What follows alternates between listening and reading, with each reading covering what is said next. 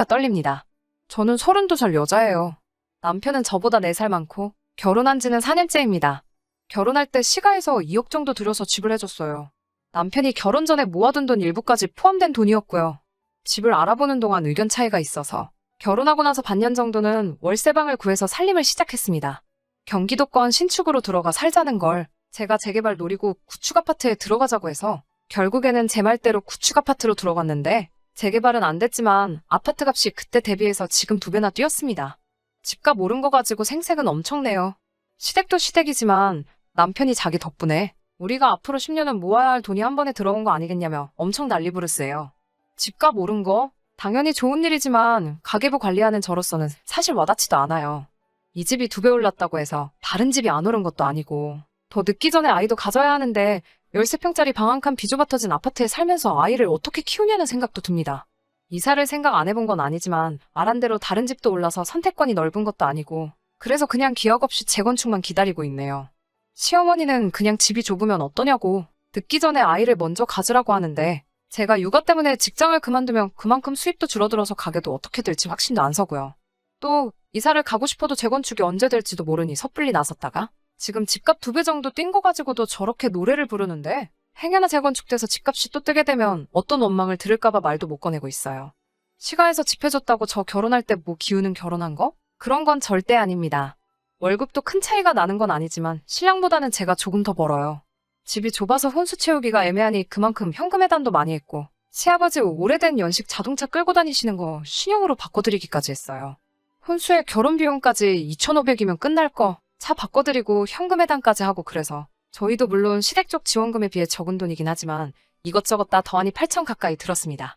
결혼할 때부터 시가에서 집 해준다고 생색내는 남편 때문에 더 무리한 부분도 있고 남들 강남 신축에서 시작하는 신혼부부들도 있는데 서울 외곽에 지은 지 30년 된 아파트 받으면서 기우는 결혼하는 것 같은 느낌 주는 게 싫었어요. 그래서 그만큼 결혼 비용 부담하면서 결혼 후에도 양가에는 똑같이 하자고 약속 아닌 약속을 했어요. 네 돈 내 돈 하는 것도 그래서 각자 월급에서 200씩 생활비 통장에 보내서 생활비나 달달이 나가는 비용, 경조사비에 양가에 보내드리는 용돈까지 공평하게 갈라서 내고 더 하고 싶은 게 있으면 그건 월급에서 남은 돈 각자 관리하면서 쓰고 싶은데 쓰기로 했습니다.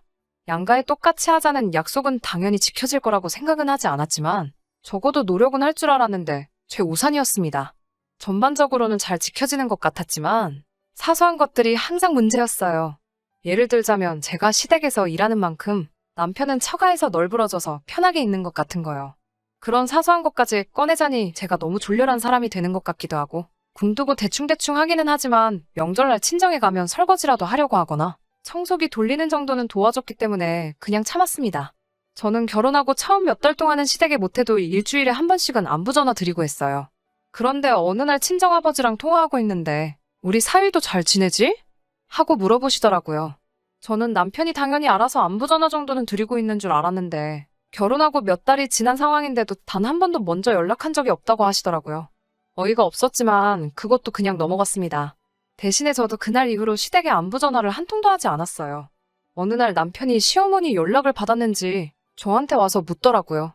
왜 요즘에 우리 집에 안부 전화 안 드리느냐고요.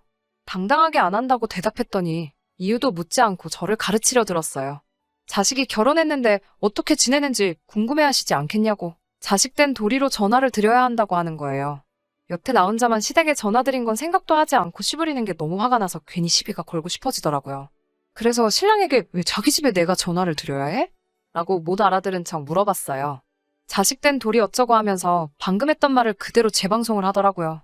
그래서 대본에 저도 나는 우리 부모님 자식이 아니라서 오빠가 전화 안 드리는 거였어? 라고 되물었어요. 그 말에 신랑이 인상을 있는 대로 찌푸리면서 장모님께는 제가 전화드리면 되지 않느냐고 하더라고요. 지가 전화 못하는 건 아직 어색해서 조금 불편해서 그런다고 하면서요. 그래서 저도 시어머니하고 전화하는 거 어색하고 불편하다고 무슨 말 하는지 다 이해한다고 말하고 앞으로는 저는 친정에, 신랑은 시가에 각자 부모님께 알아서 안부 전화드리면 되겠다고 빈정대면서 이야기했어요. 그때 처음으로 남편이 본심을 말했습니다. 어떻게 부부가 똑같이 하냐고. 네가 하는 게 같은 여자끼리고 더 살가우니까 더 좋아하실 거 아니냐고 하더군요. 그걸로 한참을 네가 하네 내가 하네 싸우다가 신랑도 고집부리고 결국 결론이 안 날 것 같아서 그냥 앞으로 전화는 각자 부모님께 알아서 하는 걸로 이걸로 다시 이야기하지 않기로 확실하게 못 받고 마무리 지었습니다. 그렇다고 진짜로 아예 안 한 건 아니에요. 처음처럼 매주 연락드리는 건 아니지만 가끔씩 안부도 묻고 하고 있어요. 최소한의 도리라고 생각하거든요. 남편은 그 뒤로도, 아니, 아예 결혼하고 단 한 번을 우리 부모님께 먼저 연락드린 적은 없지만 퇴근하고 같이 있을 때 한 번씩 전화 바꿔주고 하니 그냥 그걸로 하고 있다는 셈 치고 위안 삼으려고 했어요. 아무튼 사건은 최근에 벌어지게 됩니다. 제가 회사 생활 5년간 하면서 한 달에 5만 원씩 따로 적금을 들어놓은 게 있어요. 어머니 환갑 때 지중해로 크루즈 여행 한번 보내드리려고요. 그 적금이 만기가 돼서 잠깐 예금 통장에 들어왔어요. 이자 조금 해서 돈이 어느 정도 목돈이 되어 있더라고요. 어머니 환갑까지는 몇 년이 더 남았으니 새로 적금 가입하고 요즘 시국도 시국이고 지중해 크루즈 여행이 생각보다 비용이 비싸서 몇 년 더 모아야겠더군요. 그런데 남편이 통장 조회를 했는지 이 돈이 뭐냐고 물어보더라고요. 엄마 환갑 때 두 분 크루즈 여행 보내드리려고 모아둔 거라고 결혼 전부터 모으고 있던 돈이라고 말해줬어요. 그랬더니 우리 부모님은 어쩌고? 이러고 있더라고요. 시어머니랑 저희 어머니랑 동갑이시거든요. 그래서 그거야 오빠가 따로 부모님 환갑 때 하려고 준비한 거 있을 거 아니냐고. 그걸로 보내드려야지 했지요. 그랬더니 자기는 따로 모은 게 없다고. 이 집 살 때 전 재산 다 쓴 거라고 하더라고요. 아직 양가 어머님 환갑까지는 시간이 있으니까 그럼 지금부터라도 모아서 어디 가까운 일본 료칸 여행이라도 보내드리면 되지 않겠냐고 했어요. 그랬더니 대번에 니네 엄마는 크루즈 여행 보내고 우리 엄마는 온천으로 때우려고 하는 거냐며 성질을 박박 내며 뭐라고 하네요. 어이가 없어서 나는 이거 결혼 전부터 계속 모으고 있던 거라고. 내가 우리 엄마 아빠 보내주려고 모은 걸 왜 나누냐고. 시부모님 여행 보내드리고 싶으면 지금부터라도 열심히 모으라고 했어요. 그랬더니 대번에 결혼 전이래봐야 1년밖에 더 되냐고. 결혼하고 나서도 모아왔으니 그건 엄연한 횡령이라고 하면서 입에 거품을 물면서 발악을 하더군요. 억지 좀 부리지 말라고. 각자 생활비 통장에 돈 넣고 남은 돈 관리하기로 하지 않았느냐고. 내가 이만큼 모을 동안 오빠가 못 모은 게 오빠 잘못이지 그게 내 잘못이냐고 한바탕 싸웠어요.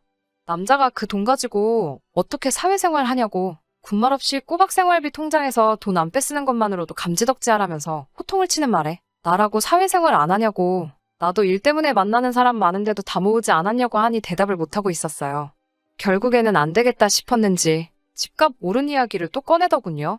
제가 그만큼 돈을 모을 수 있는 게 다 누구 덕분이냐면서 집 해준 시부모님 덕분 아니겠냐면서 남들 뼈 빠지게 대출이자 갚을 때 편하게 살고 있는 게 누구 덕분인지 생각해보라고. 그깟 몇백만 원이 아까워서 그걸 가지고 치사하게 구냐고 정색을 하면서 덤벼들더라고요. 시부모님 여행 보내드리는 게 돈이 아까워서 그러는 건 줄 아냐고. 엄연히 나도 쓰고 싶은 거 참으면서 모은 돈이고 오빠가 앞으로 돈을 모아서 시부모님 우주여행을 시켜드리든 저는 신경 안 쓴다고. 효도하고 싶으면 저한테 대신 시킬 생각 하지 말고 직접 하라고 했어요. 너 잘났다라면서 네 맘대로 하라고 하고는 기어이 그날은 밖으로 뛰쳐나가 외박을 하고 들어오더라고요. 카드 내역 보니 친구들 다 불러서 술까지 쏘고 잠도 숙박업소 가서 자고 온 것 같은데 그렇게 쓸 돈 20번만 모아도 지금 제가 모은 만큼은 우습게 모았을 텐데 하는 생각에 참 한심하더라고요. 진짜 문제는 얼마 지나지 않아서 생겼어요. 명절날 친정에서 저녁 식사하고 나서 텔레비전 채널 이리저리 돌리다가 볼만한 게 없어서 옛날 드라마 재방송 보고 있었어요. 드라마에서 부모가 모아둔 게 없어서 딸한테 신세를 지는 장면이 나왔는데 그것 때문에 딸이 남편에게 눈치를 보고 있는 장면이 나왔어요. 친정부모님이 그 장면 보고 무슨 자식이 노후 대책도 아니고 자식한테 너무 피해를 준다면서 혀를 차셨어요. 평소에는 우리 부모님 불편하다고 말도 안 붙이던 남편이 괜히 맞다고 결혼이 무슨 회사 인수합병 하는 것도 아니고 자기도 그 말이 100번 맞다고 생각한다고 맞장구를 치더라고요. 그러고 돌아오는 차 안에서 진지한 표정으로 저한테 물어보더라고요. 혹시 장인장모님 노후 대책은 다 되어 있으시냐고요. 다 되어 있는 건 맞았는데 왠지 기분이 쎄해서 알려주기가 싫었어요. 그래서 워낙에 그런 거 잘 말씀을 안 해주셔서 잘 모르겠다고 대답했는데 남편 표정이 아주 가관이었습니다. 그러고 나서 하는 말이 노후 대책이 안 되어 있으면 큰일인데 이러면서 걱정하더라고요. 그게 무슨 뜻이냐 물었더니 앞으로 큰 집으로 이사가면 시부모님을 모시고 살 계획이었는데 장인장모님이 노후 대책이 안 되어 있으면 어떡하냐고 원망하듯이 말하더라고요. 시부모님을 모시고 산다니 그건 결혼 전에도 하지 않은 이야기고 양가 똑같이 하기로 하지 않았느냐고 따졌어요. 나도 맞이인데 노후 준비가 돼 있으신다고 한들 어디 아프시기라도 하면 그게 시부모님이든 친정부모님이든 자식들이 모셔야 되는 게 도리이지 않느냐고 했더니 또 정색을 하면서 집값 오른 이야기를 또 꺼내더군요. 우리 부모님이 집 해주지 않았냐고. 친정에서는 해준 게 없지 않냐면서 당연히 집값을 내준 만큼 노후 준비를 못하신 게 맞으니 시부모는 우리가 모시고 사는 게 맞다는 논리를 펼치더라고요.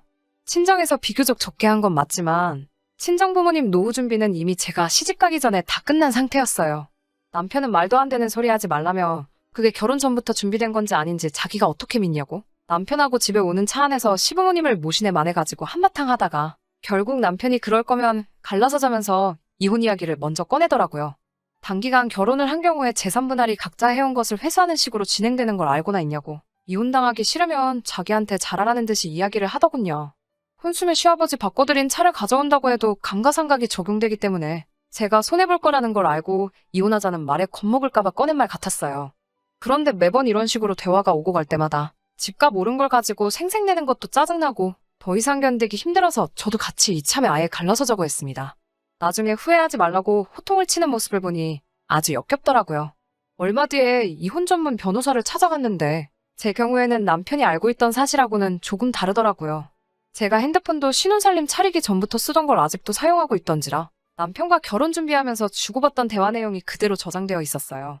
그때 경기도권 신축하자고 우기던 남편과 재건축 예정인 구축을 구하자고 저와 의견 다툼을 하던 대화 내용도 그대로 저장되어 있어서 변호사님이 그걸 보더니 혼인 중에 부부가 협력하여 이룩한 재산이 있는 경우에는 재산 분할을 청구할 수 있다는 말을 해주더라고요. 그때부터 남편 얼굴이 사색이 돼가지고 이혼은 그냥 해본 소리라고 자기가 잘못 생각했다며 다시 잘 해보자는데 이미 오만정이 다 떨어져서 남편이 원하는 대로 이혼해주려고요. 그때 그 울상이 된 표정만 생각해도 속이 아주 꼬셔 죽겠어요. 그런데 그걸로는 만족이 안 되네요. 이혼 서류 어디다가 숨겨놨냐고. 도장 여기다가 두고 갈 테니까 나 퇴근하기 전까지 찍어놓으라고 했는데 이젠 제 도장까지 숨겨버렸어요. 하지만 결국 남편과는 이혼할 계획입니다. 그동안 가지를 않아서 휴가도 쌓인 게 많으니 친정부모님하고 그 돈으로 세계 일주나 다녀와야겠어요. 제 사연은 여기까지 하고 이만 마치도록 하겠습니다.